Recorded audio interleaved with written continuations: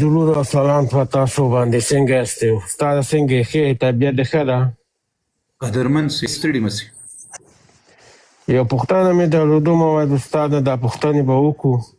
زه خپله یو یهودي یم. خپله څوک یې؟ زه یهودي یم استاده. اورئ؟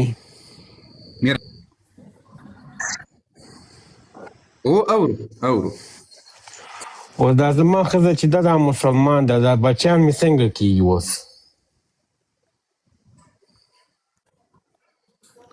ښه نو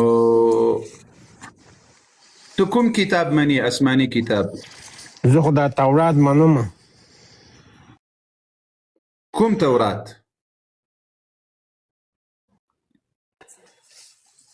تورات استاد ته نه پوهېږي کوم تورات؟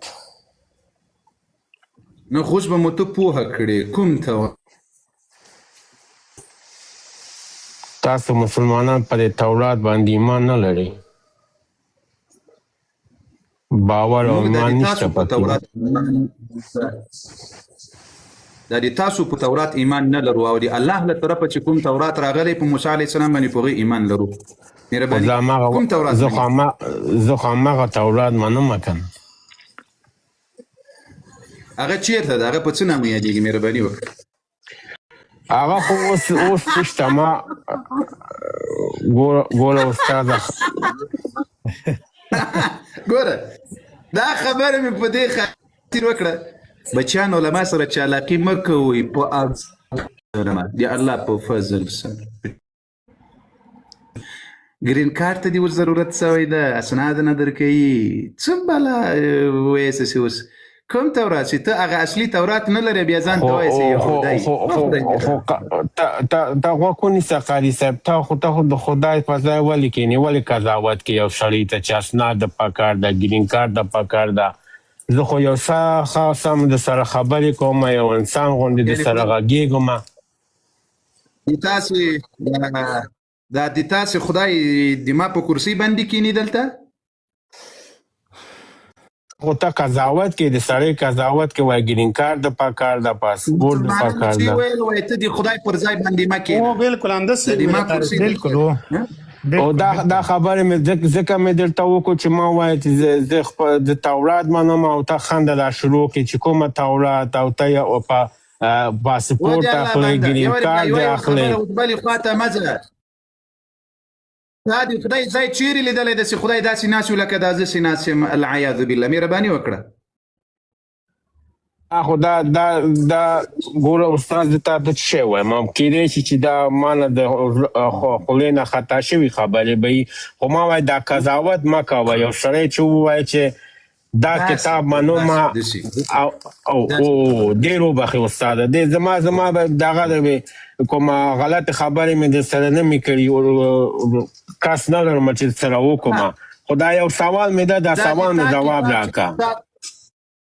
په سترګو اوس ګوره، ولې ته په دې تورات کې د دې جواب نه لرې؟ زه منم چې هغه اصلي تورات اوس نشته. ستا خبرې زه منم، بیخي تا دقیق خبره کړې استاد. په دا اصلي تورات کې چې ته یوحنا او د دې شرح وګورې، په هغه کتابونو کې چې دا اوس تاسې انسانانو په لاسونو لیکلي دي وایي په دغه قرآن ایمان راوړي چې په احمد باندې را نازل کیږي په اخري وخت کې او دا د ما پیغمبر به وي. دغه خبره اوس ولې نه منې چې له دې تکلیف نه م خلاص یې؟ اوس ته د تا تورات ته خپله اقرار کوي چې اصلي تورات نسته. دا خبرې خو زه منم قاري صاحب، دا خبرې زه منم چې اصلي تورات اوس نشته. خو اوس مونږ څه شی وکړو؟ هغه په نکاح مې یهودي او زه هم یهودي یم، نو څه شی وکړم؟ زه مسلمان شم، زه خو دا کار نه کوم. ښه اوس ګوره، په دې موسی علیه السلام چې کله تورات را نازلېدل او د تا که د تورات نسخې اوس وګورې، دا تاسو چې جوړې کړي د تا پلرونو چې جوړې کړي دي، موسی علیه السلام خپل قوم ته زیری ورکړی و که نه ورکړی؟ خپلو صحابه ته چې احمد به راځي، په جزیرة العرب کې به راځي، او دا به اخیری پیغمبر دی، د نوم به احمد دی او په دې باندې به قرآن را نازلیږي. ته که رښتیا د تورات منونکی د موسی علیه السلام منونکی دا خبره یې ولې نه منې دغه پیغمبر؟ خو هغه اصلي کتاب زمونږ په لاس کې نشته. ښه چې دا خبرې هغې نه ومنو که نه، اوس څه وکړم زه؟ قرآن ومنه دی الله اصلي کتاب، ذلك الكتاب لا ريب فيه. قرآن هغه کتاب دا کاري صاحب ډېر وبخه. ته ووایه چې قرآن ومنه، نو هغه تورات ما ته ووایه چې زه قرآن ومنم. هغه تورات را سره نشته، نو زه څنګه قرآن ومنم؟ خو قرآن خو د الله جل وعلا هغه کتاب داسې تا ته یې ویلي دي چې مصدقا لما معکم، تاسو یهودیان ورته وایي چې دا قرآن هغه کتاب ده چې د هغه کتاب تصدیق کوونکی دی چې په موسی علیه السلام باندې را نازل شوی ده. او دغه قرآن موږ ته څه وایي؟ آمن الرسول بما انزل الیه من ربه والمؤمنون كل آمن بالله وملائکته وكتبه ورسله. دا قرآن هغه کتاب ده چې هر انسان ته وایي چې په همدغه کتاب بم ایمان راوړي، په همدغه نبي بم ایمان راوړي چې محمد رسول الله ده، او له ده نه مخکې چې کوم انبیا تیر سوي دي رسولان په هغوی بم ایمان راوړي چې موسی علیه السلام ده، عیسی علیه السلام ده، مخکینی انبیا دي. کاري صاحب ستا ټول خبرې کیدی شي د قرآن لحاظ نه صحیح سمه خبرې کوم، خو ما هغه اصلي تورات مې تر اوسه نه دي لیدلي چې زه هغې دا خبرې چې ته وکړو زه هغه تصدیق وکړم او په دې قرآن باندې ایمان راوړم. و دې الله بنده اوس غوږ شه چې ته دومره عاجزه یې خپل کتاب نه لرې ثابتولی یې نسې.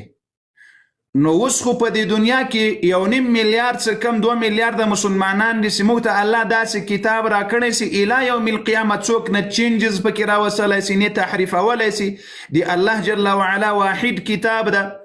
اخیرنی کتاب ده، د ټولو انبیاو تصدیق کوونکی کتاب ده، او انبیاو د دغه قرآن زیری ورکړی ده، او د تاسې لویان یهودو په دې ایمان راوړی ده چې دا قرآن د الله کتاب ده. اوس نه ته خپل کتاب لرې نه اصلي کتاب لرې، او یو څوک مخکې تا ته یو بل څه پیش کوي چې د الله جل وعلا دغه اصلي کتاب د انبیاو تصدیق کوونکی، انبیاو د ده تصدیق کوونکی کتاب ده، په دې باندې ایمان راوړه. څه شي منع کړی یې؟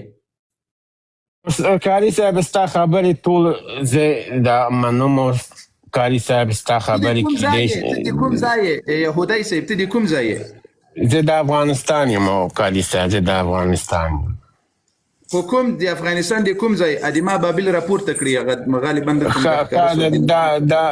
دا مسایل بیا به نور کله چې ستا لایف ته راغو بیا به خبرې وکړو. اوس اصلي پوښتنه مې دا ده کاري صاحب، دا لږ ما ته مشوره راکړه. ما درته ووایه چې زه خپله یو یهودي یم او زما ښځه چې ده هغه مسلمانه ده، او بچیان مې درته دا څنګه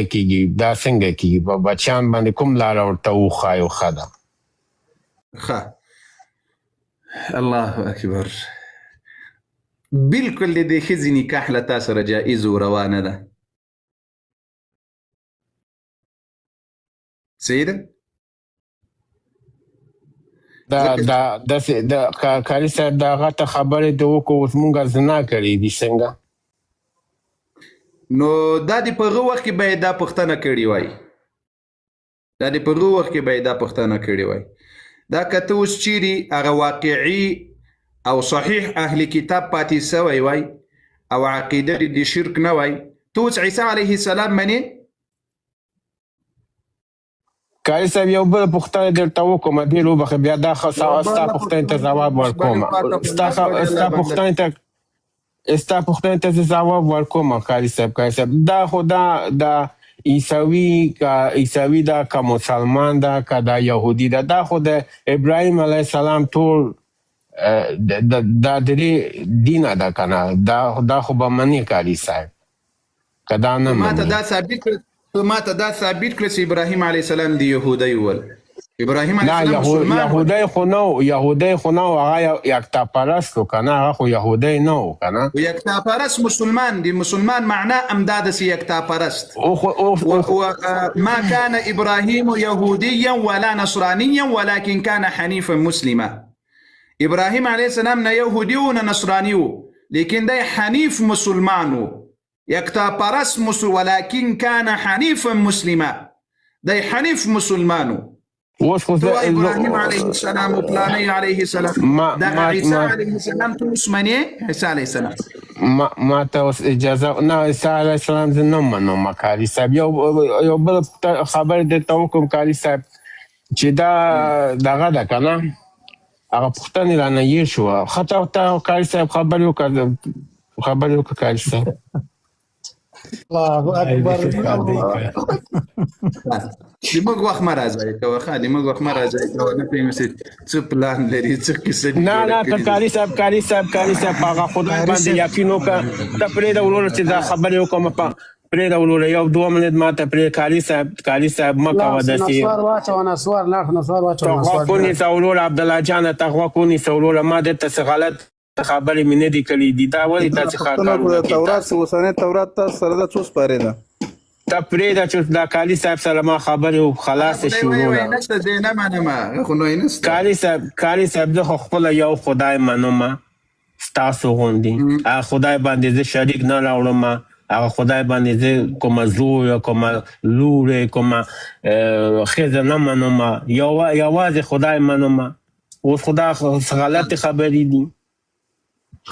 خدای خو هندوان هم مني موسی علیه السلام د الله رسول ده هغه خدای خو هندوان خو څل خدای مني که نه زه خو یوازې دا خدا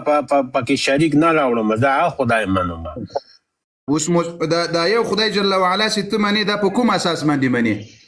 دا په تورات اساس باندې مونږ منو که نه چې یو خدای ده په هغه باندې مونږ شریک نه راوړو راویښه مهرباني وکړه اوس خو راسره نشته زه داسې چېرته کېم اوس شته راسره نشته چې ته وښایم کالي صاحب د الله بنده د الله په وحدانیت باندې ته څنګه یهودی یې اوس نه ما نه پوښتنه وکړه چې ته مسلمان یې څنګه د الله وحدانیت منې وإلهكم إله واحد لا إله إلا هو الرحمن الرحيم الله وای د تاسو رب یو رب ده او له هغه نه پرته بل لایق د عبادت نشته دا خو زه منم کالي صاحب دا خو زه منم چې یو رب ده دوه نشته اوس دغه رب جل وعلا چې کوم استازی دی د رب دی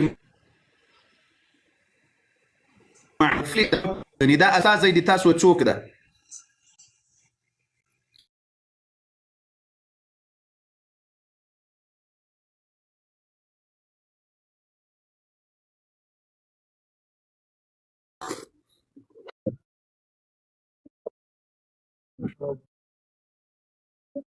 خبرم خخېږي د مرګلي خبرم خخېږي لګ اخلاص وکړو د الله رضا لپاره اخلاص وکړئ دا ګوره که یو انسان مسلمان شو که د قیامت ورځې پورې ثواب نه تاسې خالي نه یو او ثواب یې تاسې ته سم میلویږي دا یوه مدرسه ده مننه وکړو مهرباني وکړو چې لایب سره سکریم وټکوو او لږ اخلاص وکړو د لایب خوندور کړو مرګلو کالي صاحب یو بل خبر درته وکړم ګوره کالي صاحب زه په تا باندې ډېر دغه اعتبار لرم او په تا باندې ما درته نه مې راغلي دي چې دشخندي وکړم کالي صاحب هسې په دې سپا ژم باندې مې دلته راغلی دي کالي صاحب زما کوم هغه نشته چې دلته راشم څه دروغ ووایم او هسې چټي مټي خبرې وکړم پوه شو کالي صاحب او د دعوت لاره دا نه ده وروره چې نسوار هلته ایسته کوه واخوا دېخوا خوشې خبرې وکړي هغه پیغمبر څه شی وایي په دعوت باندې تاسو هغه مسلمان کارونه وکړي یهودی صاحب یعنې اوس مثلا له تا نه که څوک پوښتنه وکړي هغه اخوا دېخوا کار ده و زه موږ تا ته ویلي دي تا ته وایو چې تا ته د عرب کالي صاحب لا اله الا الله دا باور وکړي دا به شی حتمن ده حتمن باور وکړي دا به شی بیا دا خبرې وکړو کالي صاحب ګوره زه په تا باندې وایم په خدای باندې چې ته ایمان لرې زه هم ایمان لرم وایم زه یهودي یم تا وایي بیا دا شویه ده بیا د خدای کار دې شروع کړو بیا قضاوت کې سړي ته ښه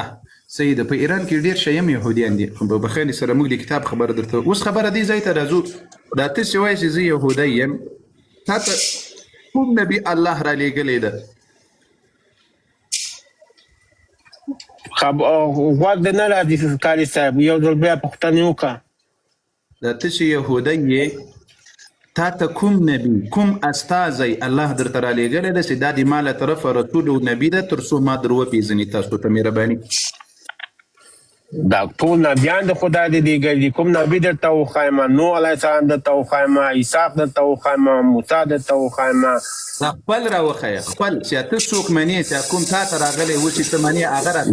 زه بغیر د موسی او محمد نه زه ټول منو ټول د خدای نبی ده یعنی موسی علیه السلام هم نه منې موسی منم خالي صاحب نو محمد علیه السلام نه منې بل څوک نه منې دا د دوه نه منو نور ټول منم خالي صاحب دا د تا په تورات کې کوم اوس درته دا ثابته کړله چې د تا په دې تورات کې درته وایي چې رسول الله صلی الله علیه وسلم باندې ایمان راوړیه دا خپل تورات دا اوسنی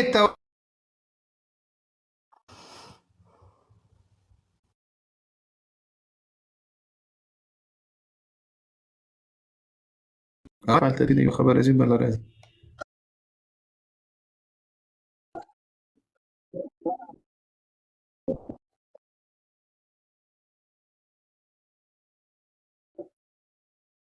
ایمان ایمان سو والله قسم ده نور قارس نشم میگروز انا ورته لیب ودر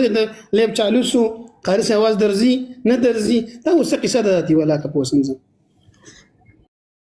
قارس مبارک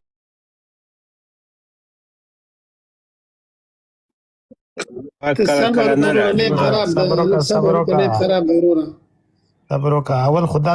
چټیات وای ځکه چې په افغانستان کې یو يهودي واغم وته دا غم زور سره دی دا چې ټوخ ځای کې وان سويسته کوي سلیب زر خرابي خیر کاری صاحب نه اجازه واخلو اوس وګسه التثنيه په اتلسم باب کې دا راځي د تورات یو برخه ده او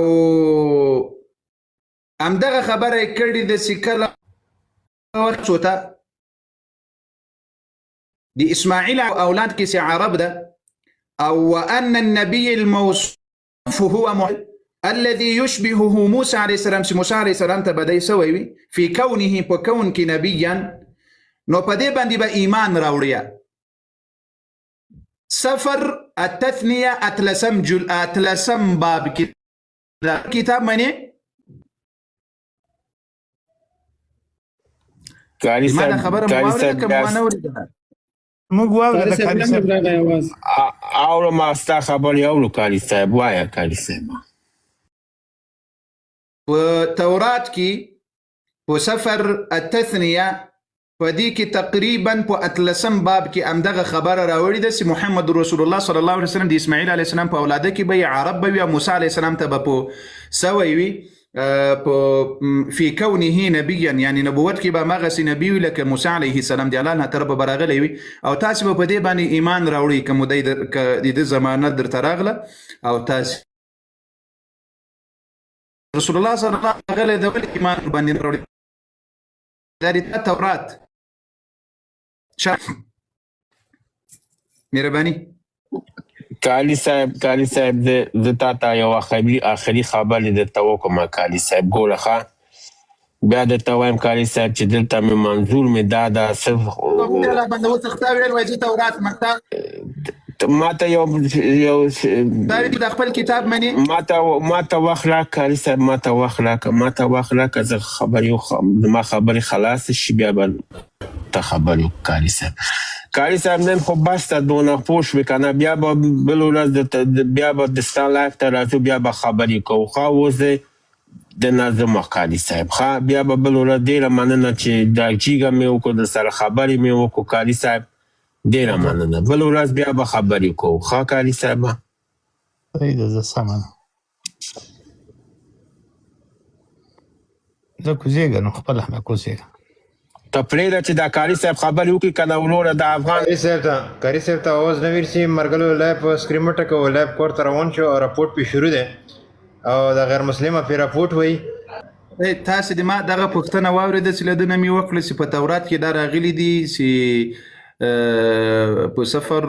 د تثنیه د دې چې اول سفر دوم سفر دا د دوی کتابونو دي سفر الاول سفر الثاني نو د دې په اتلسم دا پوښتنه مو واورېده چې له ده نه ما وکړه قرآن نه قاری قاری صاحب صاحب تاسو پوره بندېده خبره مونږ واورېده خو هغه جواب نه لرم نو ځکه خواطی خوا کول او ځان یې وتښتم ښه نو دلته ماته لږ بند علي کېږي صاحب که د کس یو خبر وکړو کېدای شي ستاسو پام ورته نه شوي د خبر وکړه چې زه نه الله عزوجل ته یا خدای ته زه ولد یا نائب نه دغه کوم منصوب کوم نه نو دی خو بیا یهودي نشو چې دا خبره کوي ولې چې الله عزوجل وایي چې وقالت اليهود عزير ابن الله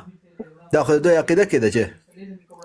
دا د دوی اقسام دي بابا عبدالرحمن صاحب د دوی ډلې که تاسې وپېژنئ ټول یهود داسې عقیده نه لري لکه ټول عیسویان چې داسې عقیده نه لري ټول یهودیان هم داسې عقیده نه لري اوس یهود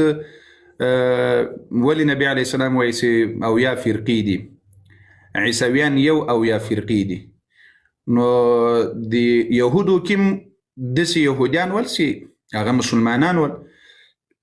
او داسې یهودیان سته اوس هم سته داسې یهودیان چې هغوی د الله جل وعلا په وحدانیت قائل دي کفر په انبیاو کتابونو باندې کوي لکه عیسویان چې دي عیسویان کې ډلې دي ډېر خلق عیسی علیه السلام د خدای زوی بولي دي د رسول الله صلی الله علیه وعلى آله وصحبه وسلم توهین او سپکاوی کول ان د نبی علیه السلام د قتل اراده یې وکړه د شهادت خدا خبره نبی علیه السلام تعالی جل وعلا ورسوله چې په مکه کې خالد ابن ابي سفیان الهذلي د تا توهین او سپکاوی هم کوي او اوس خلق راټولوي تر دې چې تا په شهادت ورسي نبی علیه السلام صحابه کې आवाज وکړل وای څوک ست په تاسو کې چې ما بدله واخلي د دې کافر نه خالد ابن ابي عبد الله ابن انيس دا وسکلن ځوانو د موږ وسکلن ځوانان پر دې ډم وته ډبل ټیپ کوي په میډیا کې په پردیو ښځو باندې پنشنمنټونه کوي په میډیا کې څه شي کوي پنشمنټ د موږ ځوانان ډم وته تر سهاره ویښ ناسي عبد الله ابن انیس ورته ویل یا رسول الله د دې دښمن سر به دې زه درته راوړم لس ورځې له مدینة المنورې نه سفر وکړل مکې مکرمې ته راغلل لس ورځې په پیاده باندې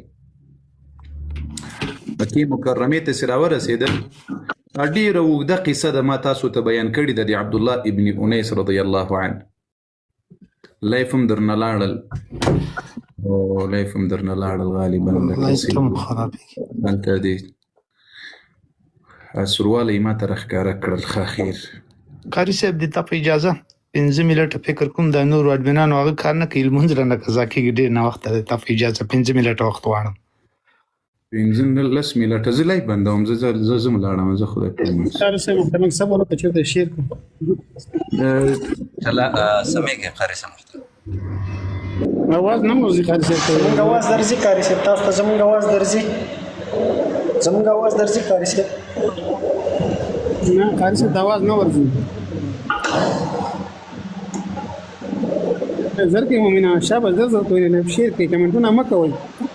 زه به کسان ته ولګم زر تر نظر ترسي چا چې بار شیر کړي نو هغه باید ډبل ټیپ وکړي ډبل ټیپ باندې باید کوته ټینګ السلام علیکم ورحمۃ اللہ وبرکاتہ وعلیکم السلام ودی لا قاری صاحب محترم یا ټیم نه ده پورا قاری صاحب کا سلسله باندې کې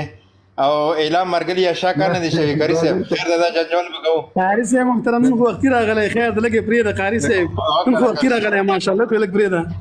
ټیم خو پرسه مرګلی پیدا شي ان شاء الله مرګلو مننه وکړو د ټیم د سره جوړ کو د ټیم جوړ کول سخت ضرور دي او لایو شیر کو په هول سکرین وټکو لایو ما شیر کو او څوره تاسو سکرین وټکو ان شاء الله لایو پریو ته سي لایو پریو کې و ډایرکټ پرنټ ته بیا وګرځیدو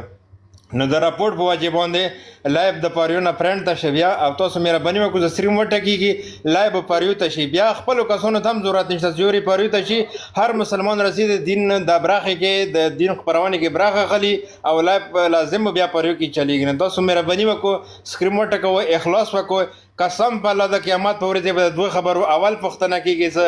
ځواني مې در کړې وه په څه شي کې د مصرف کړه او مال مې در کړی وه په څه شي کې د مصرف کړه. نو دلته که د تاسو یو کوین قسم په الله که زه یاسي مسلمانو او مهرباني وکړو اخلاص وکړو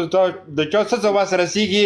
او د لایف د ټیک ټاک چلیږي په تعاون سره او په ګفټینګ سره چلیږي. مرګلو په ښه سړیتوب د ټیک ټاک لایف نه چلیږي دا تاسو ته پاته دی. نو مهرباني وکړو چې لایف شیر کو او سکرین وټکوئ اخلاص د سره وکړئ د الله رضا دپاره اخلاص وکړو. موږ به نیمه خبره د کري صاحب د زبرایو نه شو کوی قسم په الله شرمیږو سترګې مې شرمیږي او غیر خلک غیر مسلمه خلک دا تنقید کوي رباندې تاسو ګفټینګ دپاره راځئ دې وجې نه موږ د ګفټینګ خبره نه شو کوی او څه ګفټینګ نه کوي قسم په الله که بروډ چلیږي که هر صورته ښې مسلې کوي ښې خبرې کوي قسم په الله که ټیک ټاک مخ ته وړي پریو ته یې نه وړي. نو مسلمان مهرباني وکړو چې د چا هم وز رسېږي لږ لږ اخلاص کوئ لږ لږ اخلاص کوئ قطره قطره دریاب میں شه چې تاسو لږ لږ اخلاص کوئ انشاءالله لایف به صحیح چلیږي پریو کې به چلیږي انشاءالله اخلاصمند مرګلي به رسي تعاون به کوي. جار کړی صاحب جار کړی صاحب دا به د لایف هغه د دغه اندازه سروالي ته ورسېږي بیا هغه د بندېدو بټنه کار نه کوي. 10 ثانیې وخت مې ورله یې قدر کړی وای 10 ثانیې خو متاسفانه چې دلته د تقریبا لږ وار باندې اخته یم نو زه چې لیک د زیړوالي ته خبره راسم بیا بندېږي. نو خبره داسې ده دا لایف چې کله وخت کې یعنې سړی خپل طبیعت باندې وکړي او دا خرابېدا پکې نه وي بندېدل پکې نه وي بیا هغه انسان ته هغه خپرونه هغه دلیل انسان ته داسې پټاپټ ذهن ته راځي زر. نو تاسو چې دلته اوس یو څوک مناظرې ته راسي او د ما دماغ مو ښه راستړی کړی په دې باندې چې لایف شیر کړو سکرین پورته کړه او دغه وکړو هغه وکړه انسان دماغ ورته وپړسوي بیا له هغه نه وروسته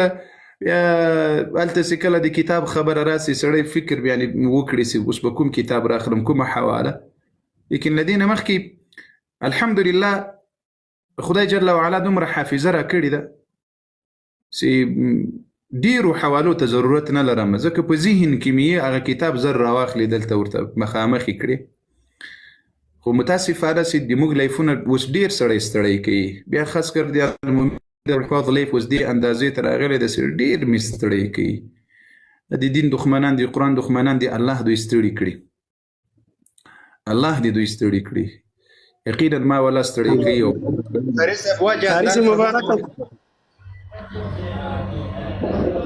قاری صاحب وجه انداده محترمه چې مو څومره زور وایو اندوره رفیزیان او ملحدین زور وایي چې د لایف باندې کې د دین خپرونه باندې کې نو ته به مو سره ګزاره کوي قاری صاحب خیر د 1 ملیون ډبل ټیپ وشي انشاءالله چې پریو کې به هیڅ حکم نشي وغورځوي ټیک ټاک دا شی نه دی چې د غیرو به مني او د مسلمانو به نه مني دا د هیڅ پلو هم نه کوي قاری صاحب خو زور دی یو طرف ته حق زور دی بل طرف ته د باطل زور دی نو کسه دې ځای کې به ته لږه ګزاره هم سره کوي انشاءالله څه مرګلي به رسي اخلاصمند مرګلي به رسي په دین پوهه خلک به رسي د انشاءالله چې د خپل اخلاص به هم کوي او سکرین به هم ټکوي لایف به هم شیر کوي دا د مو خپلو مسلمانانو نه دا تعاون دی قاری صاحب قسم په الله چې د تاک خبره وکړې هغه څوک چې په دین باندې پوه وي او د تو لایف سره مخته وي د هغوی زړه ته درد رسېږي قاری صاحب قسم دی که ټیک ټاک خوند کوي قاری صاحب د مو څه تاسو د کوم مینول کې د 2-3 کسان دا به چېرته ځي قاری صاحب قسم په الله ته ته دا حکمت الله در کړی دی چې تو لایف ته څوک کیني هغه د بل چا لایف خوند نه ورکوي قاری صاحب سالته کیني هر مرګلی خفاوي قاری صاحب الله پاک د نور عزت هم ته دیر کړي عزت ذلت د الله لاس کې د قاری صاحب لایفونه ډېر چلیږي خو دا خصوصیات ته صرف الله در کړی دی که صرف د تو ژبه وای قاری صاحب د تو سختي وای نو کیدای شي ته په سختۍ په وجه یو مسلمان نه وای نوست خو دا الله حکمت در کړی دی که ته څومره بده خبره وکړې مسلمانو ته پاته دی چې په څه وجه یې کوي ویلې کوي او بغیر مقصد ده قاری صاحب د تو لایف څه کوم دی دا بغیر مقصد ده الله رضا دپاره د ذکر اخلاص ورکړي د قاری صاحب نو الله د رحم در باندې وکړي انشاءالله چې مسلمان به تعاون کوي مرګلو د ټیم د سره جوین کوي چې کوم نوی کس رسوي او زړه کسان وي د قاری صاحب نوم سره د کوم زړه دی دا د یو کوین سره زیات نه د یو کوین سره دا مرګلي چې کوم راوښته د قاری صاحب په سار باندې چې کوم راغله دا هر مرګلی جوین کوي چې کله هم د قاری صاحب لایف ته انټر کوي اول دا ټیم جوین کوي نو سکرین سره په هال وټکو چې 1 ملیون نه وړي انشاءالله تعالی بیا نو درېږي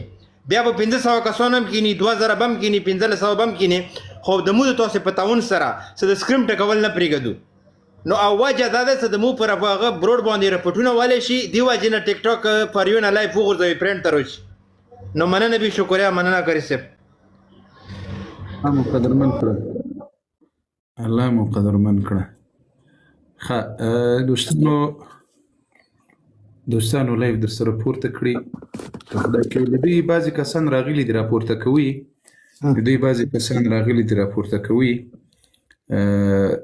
دموږ دا څو ورځې لایف سم سوی ده الحمدلله یعنې دا پرون دموږ لایف په دې تېرو میاشته کې پرون دموږ لایف یو څه سم و د خدای په فضل سره ځکه هغه بندیزونه 24% جنې لرې سوي وو نو الله دې وکړي چې نور بندیزونه هم جنې لرې سي نو نور به هم انشاءالله سمیږي بیرته به د پخوا حال ته بیرته راګرځي مشکل دلته دا ده یعنې بل ورځ یو میسیج راته راغلی چې اوس یې درته ښکاره کړم وایي د 12 منونکو که رښتیا وایي د 12 منونکي یاسته دا لایفونه وایي مه پرېږدئ وایي د 12 په خاطر باندې دا لایفونه مه پرېږدئ تر څو باندې بیا دا 12 مو جنت ته ورسره بوځي چېرته الله اکبر نعره تکبیر الله اکبر ولله الحمد الله اکبر ولله الحمد نو د دوی په یعنی دوی د عبادت په نیت باندې په دې لای باندې ریپورټونه وهي د څه شي په نیت د عبادت په نیت د ما غبل اکاونټ یو حواله مخکاره کړل ځکه په غوله سر کې راپورټ کړل یو حواله مخکاره کړل نو په یو حواله باندې ډاری کې غورځار کړل خیر دا مبخ برابر د دلته دی لایک بټن کار نه کوي وای دی بندیدلو بټن الله خو دې نه کوي الله خو دا کار نه کوي دې پته نه کاری صاحب دومره وخت خو مګم لرو کنه اول ورځ زرقاوي صاحب مننه قربان مسلم بارک الله فیکم رب مو قدرمن سر لوړي کړه رب مو په رزق او مال کې برکت کړه اول ورځ د مناظرې په وخت کې د مال خلینه یو خبره وتلی او مالکنن په مناظره کې لایف درنه بنسول نو اسی طبیعت می خراب و مال دغه لایف اوس موږ څه قصه د ټولو خلقو لایفونه سم دي موږ لایف هر ورځ خراب وي هر ورځ د مشکلاتو سره مخ یو چا وویل په لایف کې وای 2 رکعات المنځ می وکړل یا الله دا اغه مراولي دیغه په خیر الله اکبر دیغه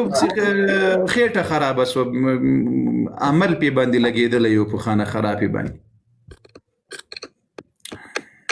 خو دی الله بنده خو داسې به دی ویلي 2 رکعات المنځ به دی کړی اوس یا رب العالمین ته دا اغا صاحب راولې او د صحابه و د دفاع فتح را نصیب کړي هغه د 2 رکعات المنځ کړی و تر دغه زور وتلی و دغه غریب تر هغه په حمام کې ناست و هغه سړی دروازه وایي هغه صاحب اله ټک ټک ټک ټک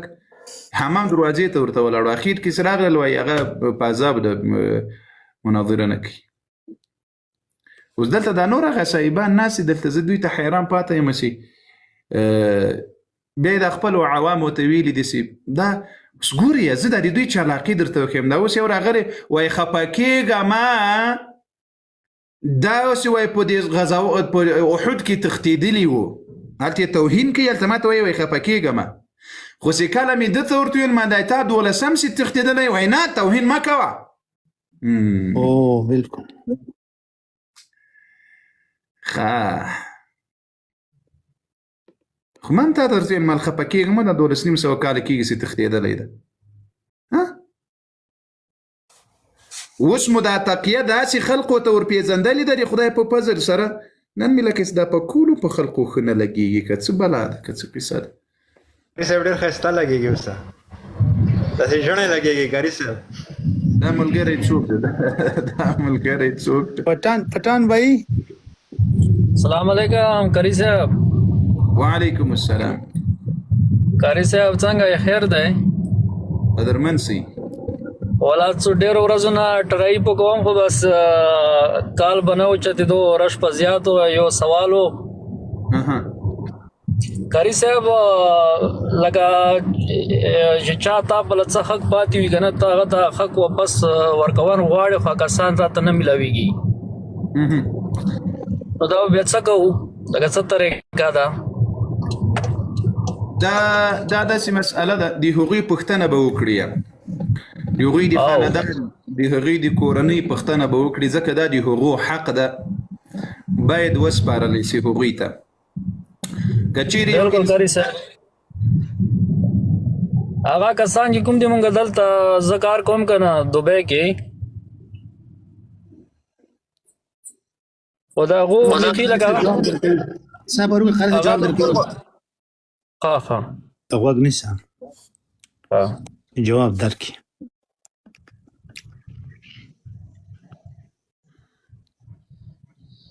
زه لړسانه دي مرسله نه وای کاری صاحب زما ته غږ نیول ستا ته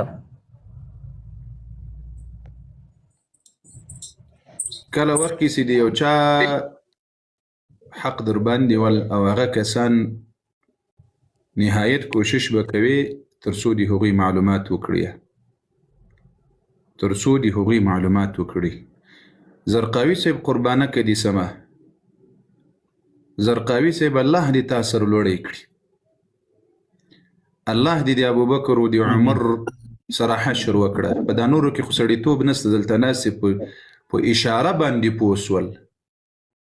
یار الله خو دې تا دغسې مسؤل ماته د اډمین داسې خوند راکوي لکه په دې زړه باندې سې مې مالحم راغورځوي راته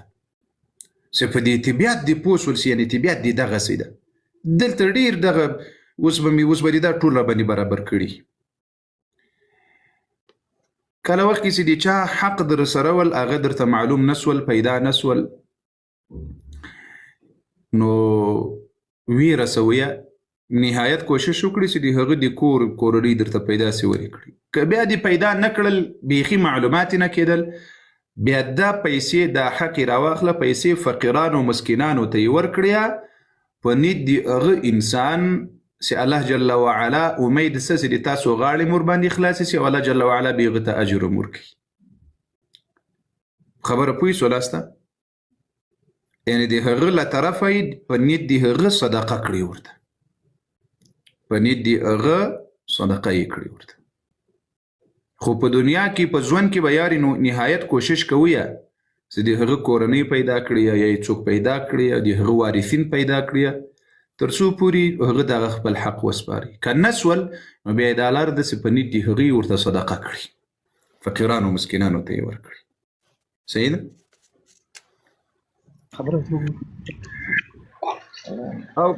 السلام علیکم ورحمت الله وبرکاته وعلیکم السلام او که په هغو پیسو وای تا ته ګفټ وکړو ګناه خو نه ده که نه یا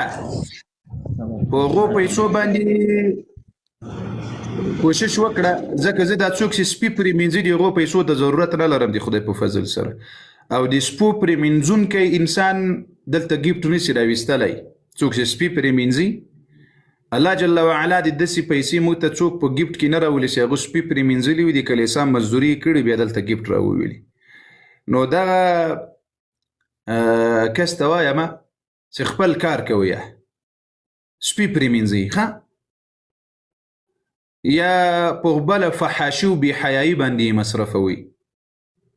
زه الله دې مل څخه مهرباني وکړئ برېتورې خورې مهرباني وایي دا څه نوم یې څه شی دی زهیب خان مهرباني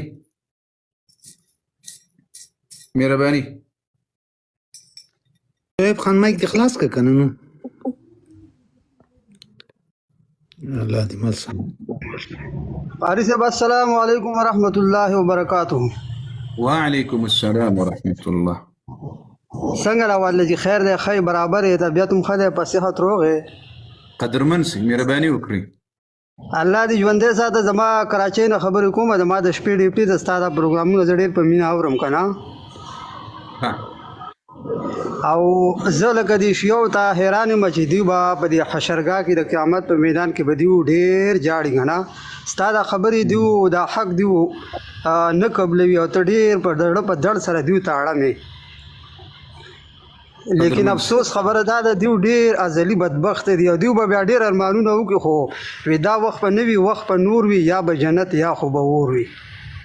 واه واه واه واه واه واه او ته د دیو دپاره به دې زړه کې څومره درد ساتي څومره فکر ساتي څومره غم ساتي که نه خو دیو بیا هم دا حق نه قبلوي افسوس خبره ده الله مو من څه قدرمن سي الله دې دوی ته هدایت نصیب کړي الله دې هدایت نصیب کړي او ستاسو دا پروګرام زه ډیر په مینه اورم او الله دې تا په ډیر عمر ژوندی ساتي په ډیر عمر ستا د دې الفاظو نه موږ ته ډیر خیرونه میلاویږي ښه قدرمن او پاک پرور ستا السلام علیکم قاری صاحب. وعلیکم السلام. قاری صاحب د یو معلومات نه کوو دا دغه په باره کې کان د انبیاء علیه السلام خو د ګناهونو نه پاک وي که نه خو د آدم علیه السلام په باره کې دغه کې لکه خدای مو د ګناهګار ما کړي دغه کې که نه دي په باره کې لکه ته څه یې د کومه دانه د غنم یو چې وه خوړلې وه که نه لکه الله تعالی خو ورته ویله سیره دغه شي ته ته ما نږدې کېږه که نه لکه دو دې شي ته څه نږدې شو د الله په حکم کې ته څه یایست د حکم خو نه ومنع شو کان دا ګناه کې نه رسي ګوري انبیاء علیهم الصلاة والسلام لکبائر گناهونو نه محفوظ دي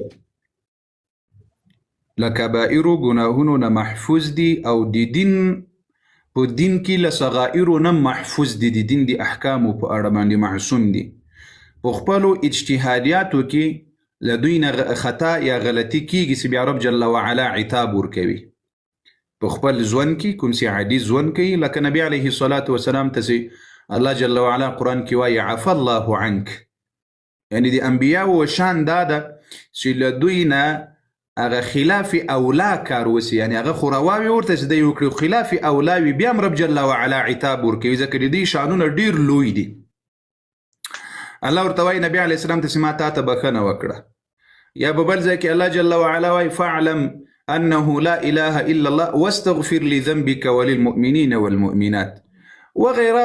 داسې ځایونو کې الله جل وعلا سي انبیا ورته عتاب ورکوي هغوی داسې کار کړی وي خلاف اولا کاري کړی نو هغه کله کله په قرآن عظیم شان کې د هغه تعبیر په غلطي سره یا په خطا سره سوی وي نو هغه نه مطلب دا نه وي چې دوی داسې ګناوې کړي لکه انسانان سې کوي نو د انبیاو د دین په باره کې نه صغائر او کبائر له ټولو نه محفوظ دي معصوم دي اما په خپلو اجتهادیاتو کې له دوی نه کله خطا کېږي خو هغې خطا داسې نه وي لکه د نورو انسانانو خطا وي یعنی خلاف اولا کار د انبیاو په شان کې هم د غلطي نسبت ورته کېږي نو بیا الله جل وعلا د هغې عتاب هر نبی ته چې کله وخت کې دا یې سوي لکه آدم علیه السلام ته ثم اجتباه ربه فتاب علیه وهدا یا داسې نورو آیاتونو کې چې د آدم علیه السلام په شان کې راځي یا د رسول الله صلی الله علیه وسلم یعنی د ذنون اذ ذهب مغاضبا داسې کله خپل اجتهاد وکړل خفص لقومه الله جل وعلا دته عتاب ورکړل چې تا ولې دا کار وکړل چونکې دی اجتهاد ورته حلال و جائز ورته قوم ایمان ور باندې نه راوړل ستړی یې کړل لکه زه چې تاسو ستړی کړی یم مثال خو داسې نه راځي چې اوس بل نخري راپسې ونه کړي خدای مو غرق نه کړه هغو خلق درښایم نو ډېرې ستړی کړل نو خفصو ځینې لاړل کله چې لاړل د دریاب په خوا باندې روان د الله جل وعلا مایې ته وویل چې ای مایه خېټې ته یې تېر کړه خو چې تکلیف ورته ونه رسوي اوس ګورې د ده دا هجرت کول له قومه هر نبی دی الله به اجازت هجرت نسی کولی سی کله الله ورته وایي چې اوس ځه بیا تلی سی د الله به اجازت نسی تللی خو دغه یونس علیه السلام چې لاړل ده ته دا تلل روا وو خو د الله جل وعلا له طرفه ده ته اجازت نه ورکړل سوی نو په دغه عمل باندې الله ده ته عتاب ورکړل چې د مایې خېټې ته یې تېر کړل شپې ورځې په لسګونو شپې ورځې د مایې په خېټه کې نو دې ته عتاب ویلی کېږي چې دوی په خپلو اجتهادیاتو کې کله خلاف اولا کار له انبیاو نه وسي نو بیا الله جل وعلا عتاب ورکوي لکه څنګه چې آدم علیه السلام په هغه کې نور حکمتونه هم ډېر دي آدم علیه السلام چې کله په جنت کې له کومې ونې نه منع کړی و الله جل وعلا چې دې ته مه نږدې کېږه چې بیا ورنږدې سول په دې کې د الله ډېر حکمتونه دي عظیم رب آدم علیه السلام د جنت دپاره نو پیدا کړی حوا بیبي الله د جنت د پاره نه پیدا کړي. ګوري په دې جنت کې که آدم علیه السلام الله پیدا کړی وي چې ته به ډایرک جنت ته ځې، نو دغه ښه بد انسانان د آدم علیه السلام په اولاده کې به الله چیرې معلومول؟ په جنت کې خو ښه بد نه وي، ټول ښه وي. الله به د ازمایش د انسانانو چیرې کول. په خبره را سره پوهېږي که نه پوهېږي؟ که هسې که دوان ورته لګیا یم. د آدم علیه السلام د ونې ته نږدې کېدل په دې کې د الله ډیر حکمتونه دي. اول حکمت پکې دا ده چې الله جل وعلا دی له جنت نه راوباسي، دنیا ته یې راوباسي. ولې؟ اول خو په دې جنت کې خبره ده د موږ ډیر لوی لوی علما دي، هغه دا نه مني چې آدم علیه السلام دغه حقیقي جنت ته تللی وي. دا ډیر لوی بحث ده، به یو ورځ بیا درته کوم. هغه علما وایي دا جنت چې و دا په دنیا کې و ډیر لوی باغ و. دا باغ په لغت العربیه کې جنت ته ویل کېږي، یعنې د ونو د میوو ځای ته ویل کېږي چې ښه چمن ولري، نه ښه شینوالی ولري، دې ته جنت ویل کېږي لغتا. نو هغه علما وایي لوی لوی علما دي سلفو کې تیر سوي، وایي دا جنت چې و چې آدم علیه السلام ورغلی هغه حقیقي جنت نه ده، کوم چې الله جل وعلا په ورځ د قیامت جنتیان ورته لیږي. خو په دې مقابل کې بیا جمهور علما هغه وایي چې نه هغه جنت ده. دا خو هم دلایل لري، دا خو هم دلایل لري، چې دا خپله یو مسئله ده چې بیا به انشاءالله یو ورځ درته واضحه کوم. خو جنت ته چې الله جل وعلا آدم علیه السلام بوتلل راوتلی، اول حکمت پکې دا و چې دا انسانان الله د دې ازمایش وکړي. ازمایش چیرې کیږي؟ ازمایش چیرې کیږي؟ ازمایش په دنیا کې کیږي، ازمایش په جنت کې نه کیږي. بېشک امتحان چیرې راځي؟ په دنیا کې په انسانانو راځي، په جنت کې نه راځي. که چیرې آدم علیه السلام جنت کې وای، حوا بیبي جنت کې وای، خو هلته به اولادونه پیدا کېدل، نو ټول به جنتیانو متقیانو پرهیزګاره وغیره وغیره. دا اصلي کې به بله خبره درته کوله، خو راومې ګرځوله ځکه یو څه کیسه پکې خرابېده، زه پوهېږم. خو الله جل وعلا د ده رایستل همدغه حکمت پکې و چې په دنیا کې ښه و بد معلوم کړي، نیک عمل او بد عمله معلوم کړي، مؤمن او کافر معلوم کړي، یا الله منونکی د دین منونکی د انبیاو منونکی معلوم کړي، او د شیطان منونکی ترې نه بیل کړي. نو الله جل وعلا دنیا ته راولېږل. او ګوریا په دې دنیا کې هر مؤمن مسلمان باید یعنی تکلیفي ژوند وکړي. که جنت وای، جنت کې خو اختیاري ژوند نه، هلته خو ګناه نه کېږي له انسان نه، هلته خو ازمایش نسته، تکلیف نسته، امتحان نسته. هلته د رب جل وعلا بندګي او عبادت یعنی د تا خپله اختیار ده، که د رب عبادت کوې که نه کوې. بېشک کله جنتیان جنت ته لاړ سي، نور په تا باندې تکلیفي عبادت نسته، یعنی چې ته به لازم لمونځ کوې، روزه به نیسې، عبادت به کوې، نه فقط مزې کوه. الله اکبر. اوس په دې الله دې موږ تاسو جنتیان کې دې ما دا مخلص ملګري دوستان یا حبیبي دې موږ اعمالو ته مه ګوره یا الله. یا الله دې ما او دې ما چې څومره دې صحابه و دې آمین آمین ثم آمین. یا الله دې تا دې پیغمبر دې عزت دفاع کوونکي مؤمنان مسلمانان دې ای عظیمه ربه، ای دې محمد رسول الله ربه، ای دې جبرائیل او دې میکائیل او دې اسرافیل ربه، اله العالمین په خپل عظیم رحمت سره دې موږ نومونه په هغه بندګانو کې دې حساب کړي چې هغه جنتیان وي. یا الله یا رحمان یا رحیم. نو کله وخت چې رب العالمین جل وعلا آدم علیه السلام هغه د جنت ونه یې ورباندې وخوړله، نو د الله جل وعلا اراده ورته امدا و چې دی په یو سبب سره له جنت نه راوځي او د ده اولادونه په دنیا کې امتحان کې چڼې کړي، بیلې کړي، معلومې کړي، ازمایش کړي، ښه او بد پکې بیل کړي، چې اوس کوم یو پرې اسلام غواړي او کوم یو تکلیفي اسلام غواړي. تاسې دا د موږ زه به ډېر خلک درته وښیم، داسې نسوار تاو کړي ډز، په دې خوا کې ډز، دا بعضې داسې پسې وټکوي، په ښه په پوښه باندې واړې وایي والله دې ما پلار او نیکه مسلمانان ول، دی بې لمازه، بې دینه، بې تقوا، بس پلار او دې ته میراثي مسلمان او پرې اسلام والا ویلی کېږي، او یو تکلیفي اسلام والا ده. چې هغه په دین کې کله د سختي او د تکلیف عبادت راځي د سختي راځي بل څه شي راځي بل چې وای دا ټولو ته میزان ورکړی دی د قرباني ځای راځي بل ځای راځي بل ځای راځي نو ټولو ته ولدي ته تکلیفي مسلمان ویل کېږي چې الله دا بندگان په دنیا کې خوښ دي او دې ته یې ویلي دي چې انما يوفى الصابرون اجرهم بغیر حساب په دې تکلیفونو باندې صبر کول رب وای زه به بې له حسابه دوی ته اجر ورکوم په ورځ د قیامت ان شاء الله والله دې وکړي چې دا ورور په هڅوي په دې خبره